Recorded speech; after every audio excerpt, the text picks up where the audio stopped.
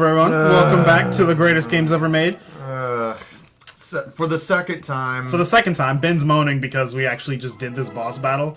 And there may have been an incident with the recording, and we may have lost it and have to do it again. Yay! Yay! God, that was such a good recording, too. Why? That'll be alright. Oh, well. This little bastard, what's he got to say?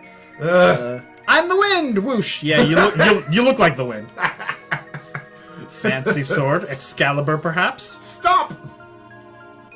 Very authoritative for a small child. Are you here for the Masamune? Sure, why not? Not so. Wait a second, okay? Yeah, wait right here, sir. We'll be with you in a second. You know, please. Oh, big brother! Where are you, Masa? Behind the sword! What is it, Mune? Not again! So, you want to get a name for yourself by grabbing the Masamune? What a buffoon. I didn't say that. I also love that he only specifies Chrono as opposed to everyone else who's with him. So it's like, yeah. Humans are so silly.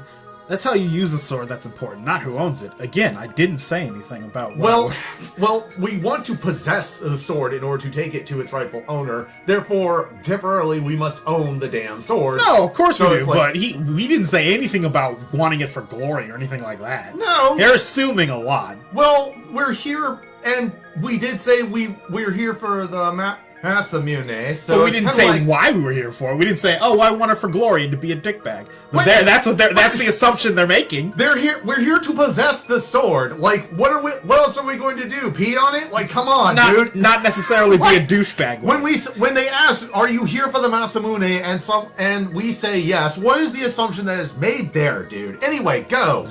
You can't even understand something as simple as that. That's why you're here. We're going to dress it up in a little tuxedo and do hand puppets with it? What? I reiterate, that has nothing we said indicates that we want it for the purpose of glory. They're making assumptions. No, but...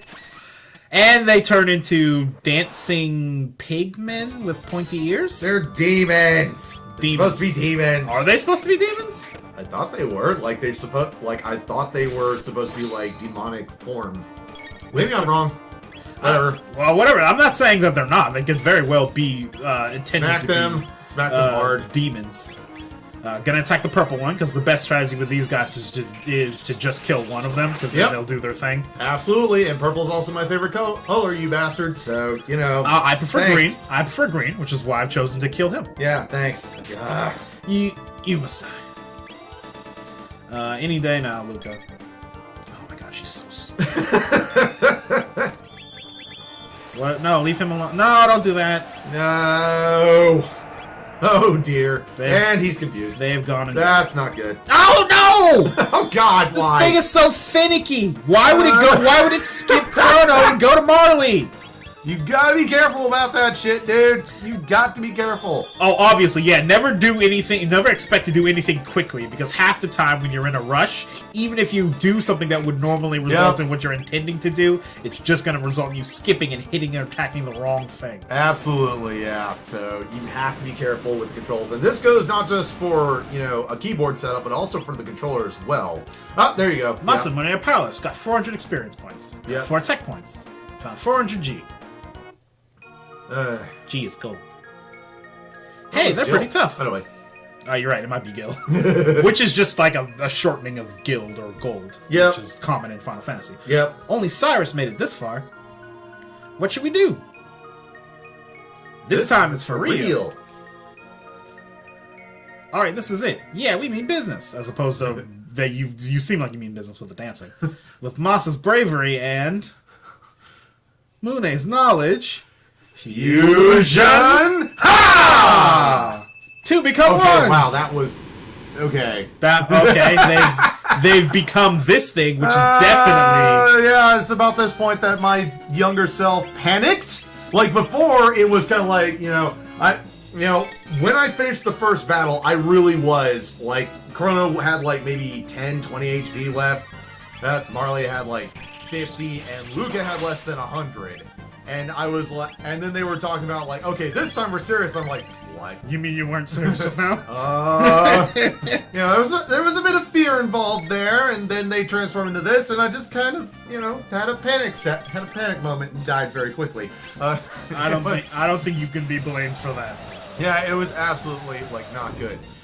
What I will say that I love that this battle gives me nightmares.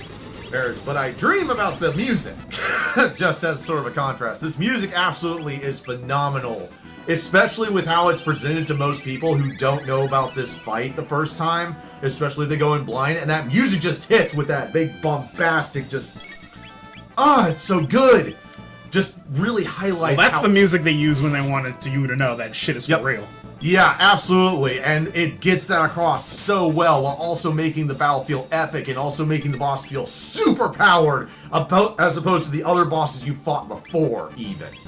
Now, in the last time we recorded this, I got eviscerated by his attack the whole team move. Yeah. Because I didn't know that you use slash to neutralize. Yeah, and the reason he doesn't know that is because he wasn't talking to townspeople, and it's one of the townspeople back in the town of 600 AD that tells you that you must use wind to counter wind. And this is a wind-based, specifically for this battle, and that is a wind-based attack. He's charging wind magic. And he's doing it again. And Slash happens to be the only attack in this game, I believe, that has any sort of wind descriptor if you read the actual description of the technique. It is the only quote-unquote wind technique in the entire game. And I reiterate that I don't have time to talk to every single random civilian in the game. Yeah, whatever. I mean, don't get me wrong, I like the flavor text that you get from talking to them, and for specific missions, it's quite useful. But I ain't got all day. I'm not talking to every last NPC. I'll be here all day if I do that. Well, I do definitely admit that there is a difference between talking to NPCs because you want to and talking to them because you have to. I have played games where they basically throw 30 NPCs a town at you and then don't tell you where you're supposed to go next or what you're supposed to do, or worse, just say go talk to random townspeople until we're ready, and don't tell you when that's going, and then make the trigger or flag or whatever a random townsperson in there that gives you the info you need. Well, depending on the game, they'll tell you that you have to do that, but a lot of older ones didn't even bother. A lot of older ones didn't. They just expected you to do Yeah, that is one of the downsides of playing older games is, yes, you won't be hand-fed and led by the hand everywhere, but by the same token, a lot of the times they'll just drop you in the middle of somewhere and be like, good luck! Figure it out! Figure it out, shithead! Have fun! Good luck with that. Yeah. I mean, technically it was from a different era where pretty much you didn't have as much entertainment to really take up your time and stuff like that. So, a lot of people did have sort of the 30 plus hours to spare talking to every single person in the game, in the town without any kind of help or walkthrough. So, well, yeah, that's what they get. They threw out Nintendo Power for a while. And the good ones actually had interesting dialogue for most of the NPCs, not just the critical ones, but the ones that are actually just flavorful and just kind of there as sort of tertiary people. They actually have something interesting to say or be doing something interesting or whatever. Yeah, I said, good flavor text. Yeah, just something good. And that's actually a recommendation, of course, that I have for anyone who's thinking about making an RPG. Please, I've played a bunch of indie RPGs now. Please, for the love of God, make your tertiary text flavorful and interesting for me. Make it something that I'm actually this could actually come from a real person, or makes me interested in what they're doing or something like that. It's got to give info about the world. Yeah, it adds to the experience. Yeah, enhance the lore. Enhance the lore, please, with the text. They don't have to give quests every single syllable or anything, but please make it sensible language. Yeah, something that not only fits in the mouth of the character that you're talking to. Yes. Something that adds to that character, but adds to the overall experience. Adds to the game. Not just welcome to Corneria. Yeah. That was novel back then when it was brand new. It ain't so much no more. Let's step it up a bit, please. Give me something I can work with. A good example of that. A good example of awesome flavor text for tertiary characters would be, say, Breath of the Wild, which I just happened to have finished the DLC for. Champion's Ballad. Yeah, Champion's Ballad, and my God, dude, you have to get this as soon as possible. I know I'm late to the game, but Victory! Yeah, that went way smoother than last time. Good lord. Oh man, it was a second run through. I mean, it still went pretty good last time, but not as smoothly as it did that time. 15,000 G, 1,500. Yeah, I know. Marley's leveled up. I mean, I know I'm late to the game with how awesome Breath of the Wild is and how awesome the DLC for Breath of the Wild is, but I can't get over how amazing it was. They beat us, big brother. That was fun. Fun for you. Will they fix us? Will they find us an owner? What do you mean us? Yeah, I don't traffic in humans. Child slavery now? Child slavery. I'm not about that. Maybe I can get you to a nice group home. See what I can do. I mean, they call want social services. They want you to. They want to be fixed as well. What does that even mean? Yeah, illegally, I'm not qualified this to. Is getting into weird, this is getting into very weird territory. For that procedure, Chrono has a sword, but I don't think that's the right. I mean, if you want, I can lend you the sword and you can fix yourselves. No, I don't want to be party to this at all. It'll be all right. Like, yeah. Oh God. Follow them before they do anything else crazy. Before they hurt themselves. Yeah. If you actually follow them quickly enough, you'll see them just sort of go behind the sword, which implies that they become part of the sword. They're the spirit within the sword. Yeah, they are the spirit within the sword. Or assuming you didn't figure that out by the game beating you over the head with their names. Yeah, they made it apparent. And the fact that they're definitely not regular children. And the sword looks like shit now for some reason. So this is the Masamune, but it looks like it's been broken for ages. You got the broken Masamune! Yay! So now I gotta take it for someone who can fix it. Like, I don't know, Melchior the Swordsmith back in our time. Allow me! We'll ride the wind to the base of the mountain. How convenient, video game. Thank you for giving me a quick way back to the bottom. Well, that was kind of a long-ass trip up here, so it's kind of like they need to throw you a bone. Also... Older games don't always do you that courtesy. Oh, no. Older games are like, oh, you just went through a long-ass dungeon, and you're worn to shit. Too bad, still gotta walk out. Yep. Kinda sucks. So, good luck with that. Yep. So, does the game give me a... indication that I need to go to Melchior, or do I just go back in time? No, you just go to 1000 AD and just, no, you go to Melchior. Yeah, I thought so. Yeah.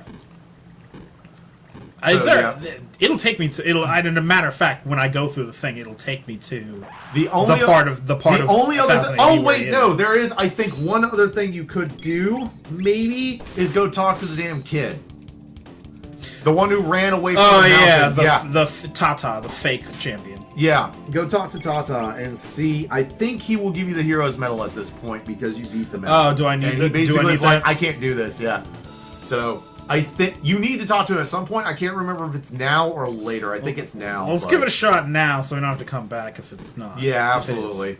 But yeah, if you do straight to Tata's house. Yep, straight to Tata. Which is gonna be fun. I gotta say that is that maybe they didn't know this in Japanese, but that is an awkward name for a human being. Yeah. I mean, they had to keep in mind they translated names too, so whoever translated had a pretty good grasp of English. Oh yeah, and the person who translated did, but they didn't make the name. You know that Tata and it's also I think it's pronounced Tata. So.